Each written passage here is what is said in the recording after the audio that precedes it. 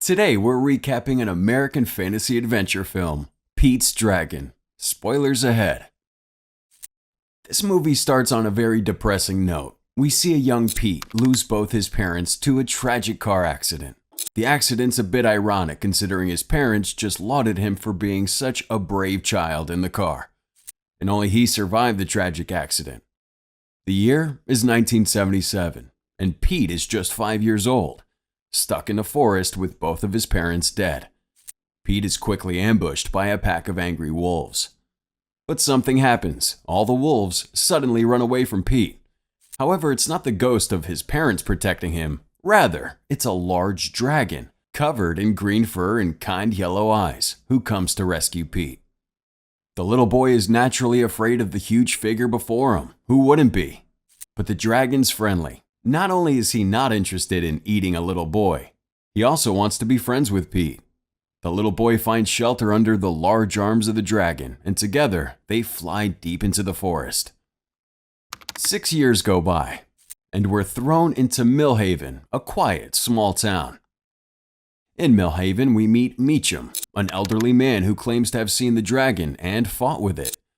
He tells a number of children about his fight with the dragon, but his daughter, Grace, refutes his claims. She says in all her years of being a forest ranger, she has never seen anything that bears any resemblance to a dragon, not to talk of an actual dragon. And Pete appears to have aged well. Forget his unkempt hair and lack of shirt, it looks like his dragon did a good job of raising him. At just the age of 11, Pete can now scare off a bear with his young voice. If that's not impressive, I don't know what is. Also, Pete has named his dragon or parent as Elliot, which is a character from his favorite book. They've built a connection, one which is evident in the way they play together. Imagine flying around a forest with a child on your back. But I bet some kids would be more playful if they did get a pet dragon as a gift. The next day, Pete sees Grace for the first time in the forest. While she's not looking, he grabs a compass from her bag. Unsure of where she came from, Pete's convinced she might want to hurt Elliot. And then he promises his dragon that he would never let that happen. But something entirely different is about to hit these two. Before we go on, like the video, smash the subscribe button and turn on that notification bell to get that full day of good luck. The next morning, Pete discovers a lumberjack crew right next to his forest home. Jack and his team know they shouldn't be cutting this deep into the forest, but he's also acting on orders from his brother, Gavin, who really doesn't care about what the law says. Grace, Jack's girlfriend, tries to change his mind, but the old man admits he can only do so much. And while they argue about the legality of the situation, Jack's daughter, Natalie, comes out of the car. And guess who she sees in the forest? None other than our feral friend Pete. As soon as Pete notices someone on his trail, he runs, and Natalie chases him.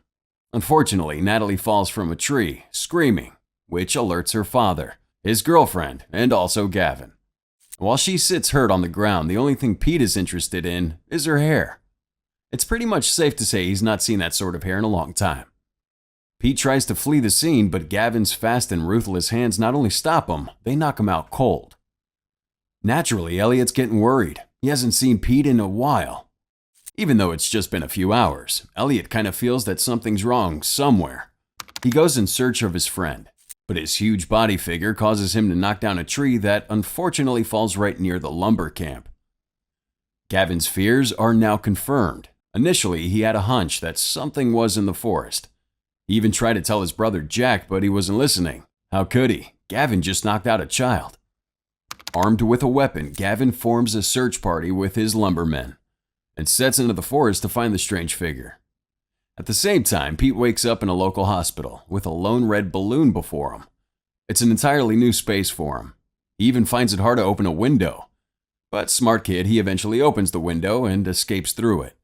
The police are surprised at his escape, but I'm not. 6 years in the forest? Come on, that's the least he could do.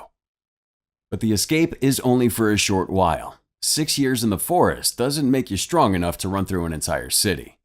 After running, including jumping on a school bus, and trying to find the forest, Pete ends up in the hands of the police again, this time falling right into the hands of Grace. Meanwhile, the search for the huge unknown figure continues. Gavin and his men find a footprint that could easily pass as the biggest they've ever seen. At the same time, Elliot follows closely behind him, invisible to him. Tired of his game of invisibility with the men and already missing his friend Pete, Elliot reveals himself to him, causing all of them to run away in fear. All the lumbermen are confident that they had just seen a ghost or a demon, except Gavin, who's pretty sure he must have seen a dragon. But Elliot doesn't just chase them out of his home, he follows them into the city trying to find Pete. But Pete might have moved on, or not. Long story short, he moves in with Natalie's family, whose mother has also died. But Pete's stay at this home isn't due to a lack of trying. He tried a few times to escape, but Grace's watchful eyes and fast hands just kept getting in the way. Nevertheless, Pete enjoys his stay at the house. He learns to eat a sandwich, brush his teeth, and use a record player. The holy trinity of being an American. Anyway, Elliot finds Pete living with Natalie's family, and he sort of gets the impression that Pete doesn't need him anymore. At almost the same time, the sheriff's office unraveled the mystery of Pete's case. They discovered that his parents died years ago, and the boy had been reported missing after the tragic accident. But nothing happened afterwards. The case went cold and nobody sort of bothered about it anymore. Well, now that Pete has been found, the sheriff says that he'll be taken in by social services as soon as possible. At the house, Pete draws a picture of Elliot and shows it to Natalie and Grace. Grace expected that Elliot would turn out to be a person. I mean, who expects the best friend of a child to be a dragon? Believing the drawing could mean something important, Grace takes it and shows it to her father, who happily admits that this has to be the same dragon he saw years ago as a young man. Remember, he believes in the existence of dragons. Her father advises Grace to trust the little man and help him find his best friend. He warns her, though, that people will definitely think you're crazy for trying to find a dragon. In fact, he admits that he doubted his own sanity while he tried to tell the world that he had seen a dragon. However, the next day, Grace's father, Grace, Natalie, and Pete all go in search of Elliot, who's dying to see his friend. At the same time, Gavin has gone back to the forest for retribution. He really wants to get Elliot back for scaring him the first time. Well, he goes to the forest with a group of hunters who are curious and equally excited to see a dragon. Gavin successfully finds Elliot, shocking the huge creature with his appearance. And guess what he does? He shoots Elliot with a gun filled with tranquilizers, knocking the huge figure out. With the dragon now visible to everyone, they can now conclude that Meacham, Grace's father, isn't crazy. The old man did actually see a dragon while he was young, and all his stories are true. Maybe not the one about him stabbing the animal right in the heart. Gavin now has the animal in his custody, locking him up in a warehouse owned by Jack. Gavin informs the authorities about his findings, but before the authorities get to the warehouse, the dragon disappears. All thanks to Pete and Natalie, who freed him from the chains in the warehouse, they eventually escape on a lumber truck with Meacham at the wheel. Gavin can't believe that they're trying to escape. Angry, he goes ahead of them and sets a roadblock, hoping it'll slow down their escape. Elliot tries to save the team by flying above the roadblock, but he's still tired from the tranquilizers, and this causes him to crash into the truck, which in turn leads to Meacham losing control and driving right into the barricade. Naturally, Elliot becomes confused and scared. He then perches on a bridge right above the police at the barricade. But the bridge is too weak to hold Elliot, and the fire emanating from his mouth to protect himself, Elliot has been spitting fire at the police. Eventually, the bridge slowly breaks, and it's Grace and Jack's truck that suffers the most. Their truck falls through the crack, almost throwing them to their deaths. Gavin, seeing that this is no longer about getting Elliot, but now about saving the lives of Grace and Jack, hurries to the foot of the bridge to save them both. However, Elliot jumps out from the ravine with Grace and her boyfriend, Jack, safely perched on his back. Elliot lands them safely and quickly escapes with Pete when they realize that a firefighting helicopter is approaching the scene. Back in the forest, Elliot and Pete are happy to be reunited, but deep down, they both know this reunion will be short-lived. Pete wants to stay with Elliot so bad because he believes he's the only one who can protect the dragon. But Elliot disagrees. He knows that the only way Pete will be safe is when he's away from him. Even though Pete wants to protect Elliot the same way the dragon has always protected him, it's really not possible.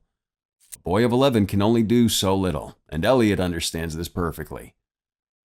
The dragon encourages Pete to go back to Grace and Jack's family, and this is the only way his safety is guaranteed. Reluctantly, Pete agrees to go back to the family, and Elliot returns back to the mountains to live. But this isn't the happy ending that we've been waiting for. If Pete finds a happy family, it's only fair that Elliot finds one too, right? Well, several years go by, and Grace and Jack are now officially married. Pete and Natalie are siblings, and it seems like everybody had forgotten about Elliot, including Pete. Even Gavin, who had a life-changing experience with the dragon, has learned to forget this experience. However, one family vacation will tell the actual story. The family, Grace, Jack, Natalie, and Pete, go on a vacation. And here, they discover that Elliot finally found a home. The dragon had also found his family, and is living happily with the rest of them. The perfect ending for Pete and Elliot? Yeah, I suppose. This was a review for Pete's Dragon, which was directed by David Lowery and produced by James Whitaker. It also featured Bryce Dallas Howard, Oaks Fegley, Wes Bentley, Carl Urban, Una Lawrence, Robert Redford, and many others.